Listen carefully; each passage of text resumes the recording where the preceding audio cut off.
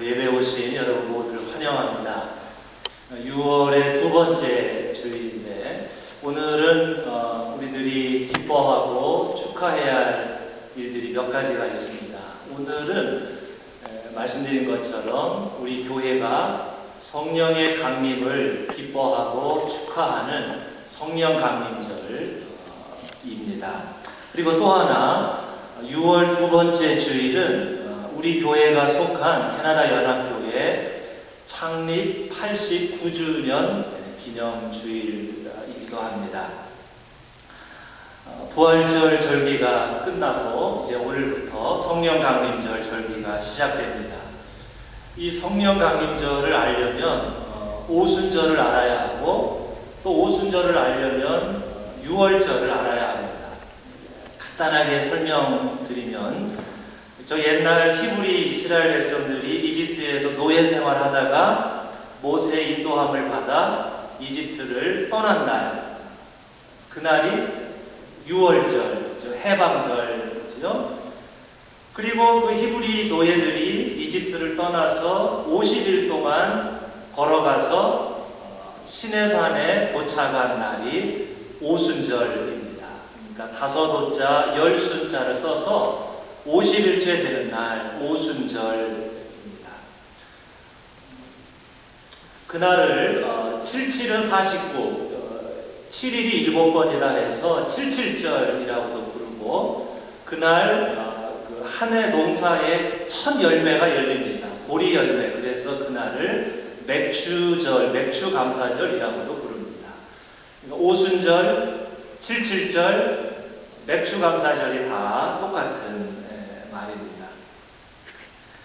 신약에 와서는 유월절이 부활절로 바뀌고 이 오순절이 성령강림절로 바뀝니다. 다 같은 말입니다. 왜냐하면 예수께서 금요일날 돌아가시고 유월절날 부활하셨기 때문에 신약에 와서는 유월절이 부활절이 되는 거예요.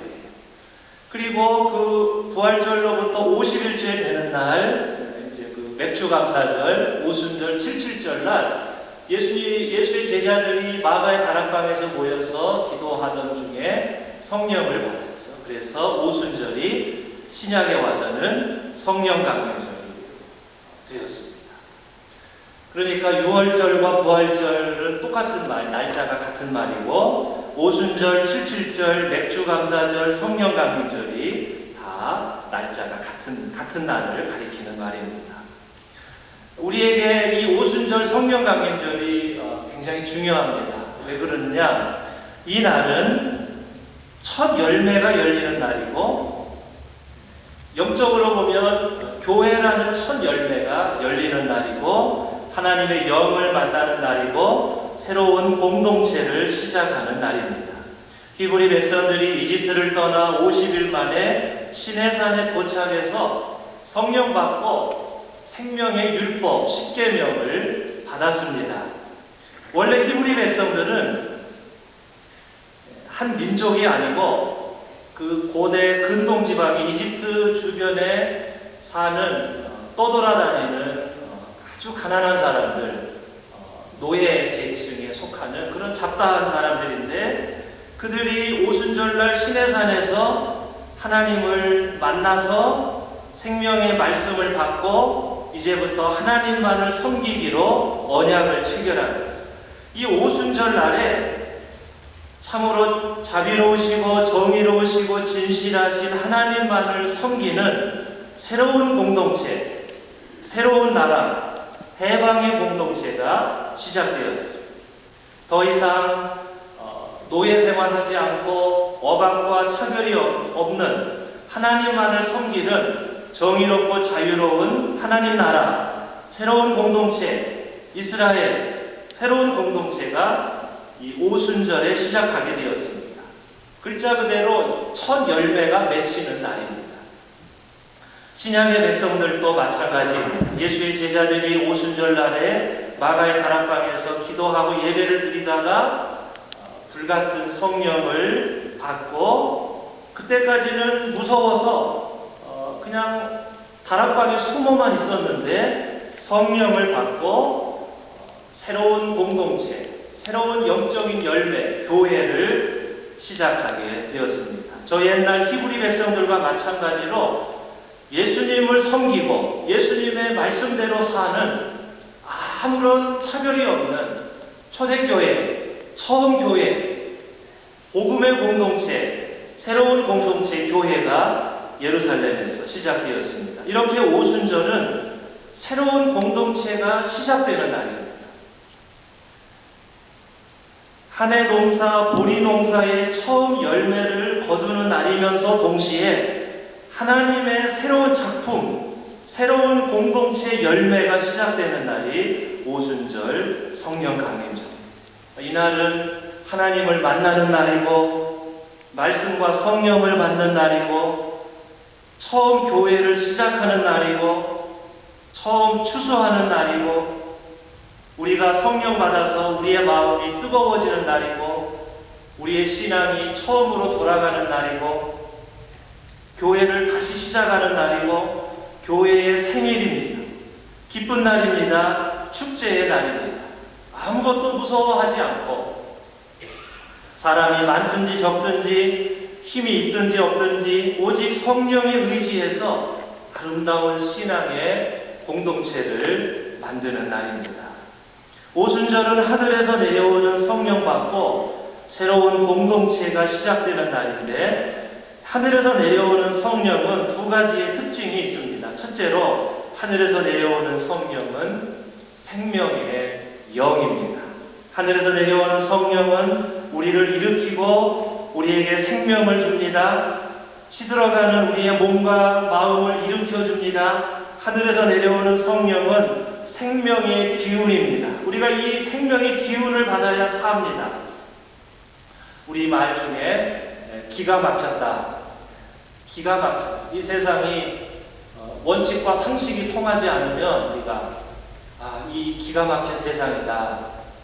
내 몸과 마음도 어딘가 막히면 기가 막힌 거죠. 하늘의 성령은 기가 막힌 우리의 몸과 마음의 길을 뚫어주고 우리의 몸과 마음을 일으켜줍니다. 저 옛날 히브리 노예들이 시내산에서 하나님의 영을 만나 기가 뚫리고 새 힘을 얻어 예수의 제자들이 마가의 다락방에서 불같은 성령을 받아 새 힘과 능력을 받았습니다. 성령 받고 제자들의 가슴이 뜨거워졌습니다.